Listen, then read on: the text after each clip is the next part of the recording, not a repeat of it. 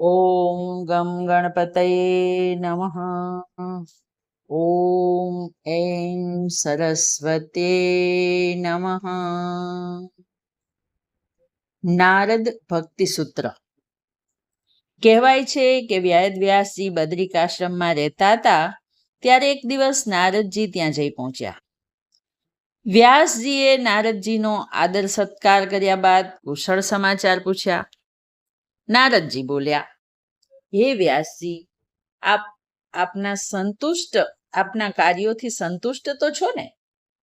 આપ આટલા વિહવળ અને શોકાતુર કેમ લાગો છો?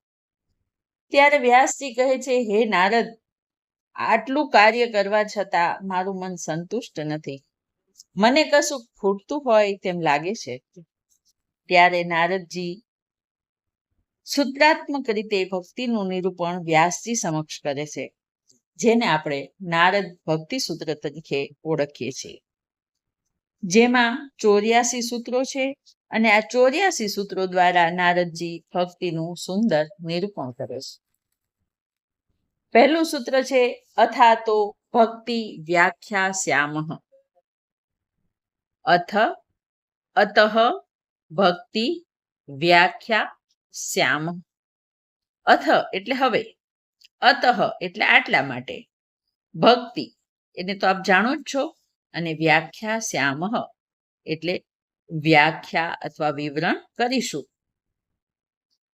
આમ જુઓ ને તો સૂત્ર એટલે ગુહ્ય અર્થથી ભરપૂર નાના નાના વાક્યો. પોતાના દાર્શનિક વિચારોને ખૂબ જ ઓછા શબ્દોમાં સૂત્રોના રૂપમાં ગોઠવવામાં આવે છે. પરંતુ આ સૂત્રો સામાન્ય સ્તરની વ્યક્તિને સમજવા કઠિન હોય છે.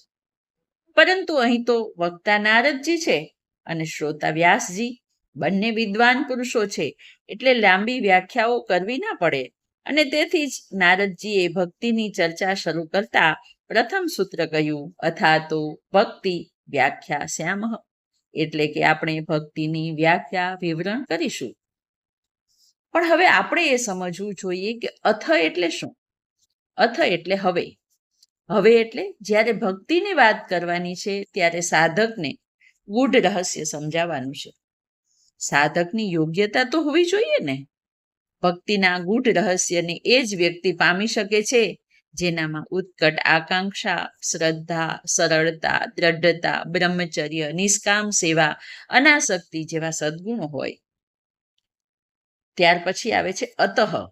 અતઃ એટલે એટલા માટે, એટલે કે શા માટે. આ પ્રશ્નનો જવાબ આપતા અતઃના અર્થમાં મળશે. એટલે કે આ ભક્તિની વ્યાખ્યા શા માટે કરવાની છે?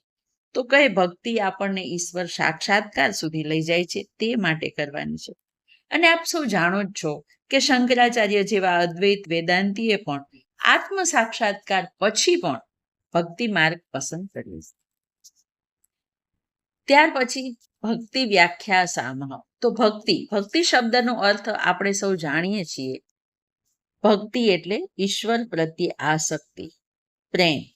પરંતુ અહીં પ્રેમ એ માત્ર પ્રેમ માટે જ પ્રેમ છે. પરમાત્મા પાસેથી કંઈ મેળવવાની કોઈ લાલસા નથી. અને અહીં ભક્તિ પ્રેમ માટે પ્રેમ એ અર્થમાં સમજવાની છે. વ્યાખ્યાસ્યામઃ. વ્યાખ્યાસ્યામઃનો અર્થ છે સ્પષ્ટીકરણ. અહીં નારદજી જેવા મહાન ભક્ત દ્વારા ભક્તિનું સ્પષ્ટીકરણ થવા જઈ રહ્યું છે. એટલે કે નારદજીના સ્વાનુભવનું અમૃત નારદજી વ્યાસજીને પીવડાવી રહ્યા છે. અને તેથી જ પ્રથમ સૂત્ર છે અથાતો ભક્તિ વ્યાખ્યાસ્યામઃ.